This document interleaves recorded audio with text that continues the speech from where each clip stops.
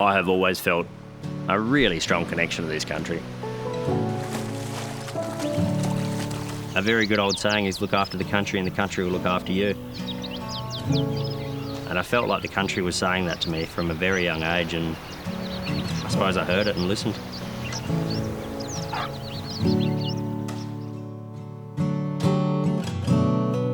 So I was probably about the age of 5 years old.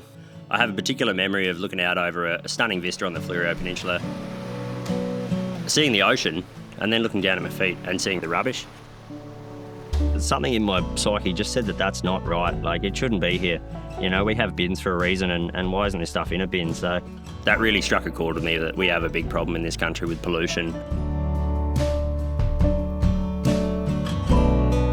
Growing up, a huge inspiration of mine was Steve Irwin.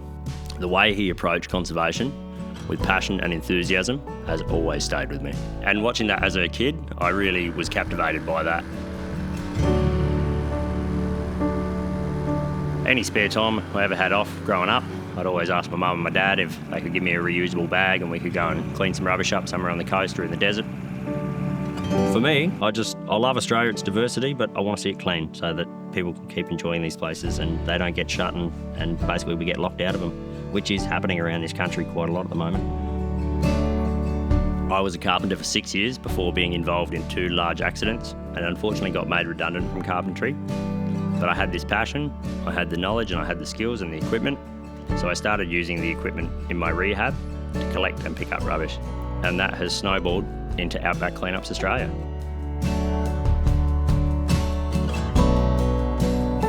So what encouraged me to start Outback Cleanups?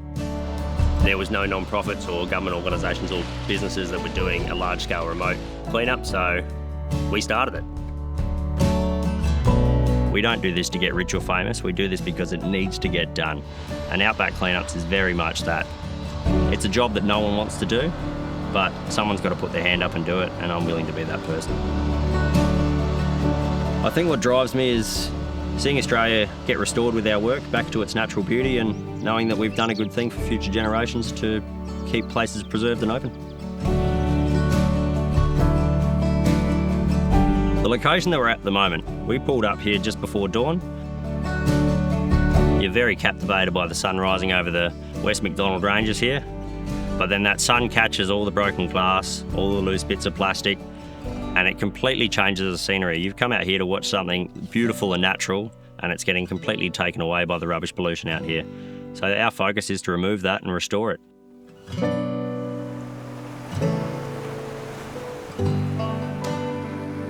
My first boat, that had a Yamaha 4 on it, little 2-stroke thing. Absolute awesome product. Always wanted motorbikes. As soon as I could get one, it was going to be a Yamaha. I jumped on. The first proper bike I had was a YZ125. It was just phenomenal. If you look at what Outback Cleanups Australia does, what I do in particular and where we go, we find that safety and reliability are paramount. So we pick Yamaha products because we know we can get out there and we can get back and they're going to do their job. In the water here we have these little creatures called shield shrimp, and these creatures are over 360 million years old. This car that's getting burnt out is going to leach toxins from its batteries, from its synthetic seats, from its car tyres, from its oils. This little shield shrimp has been unchanged for hundreds of millions of years, and we could quite honestly threaten their existence just by polluting these areas, so really important that we get out here and clean it up. We were very, very lucky to have Yamaha collaborate with us on these cleanups. We have to rely on these products, you know, it's quite literally do or die. If you break down in the bush, there's no phone signal, there's very limited water. If you can't get out of there, you are in a really bad situation. So having the peace of mind to be able to have a product like Yamaha for us is essential for us to be able to do this job.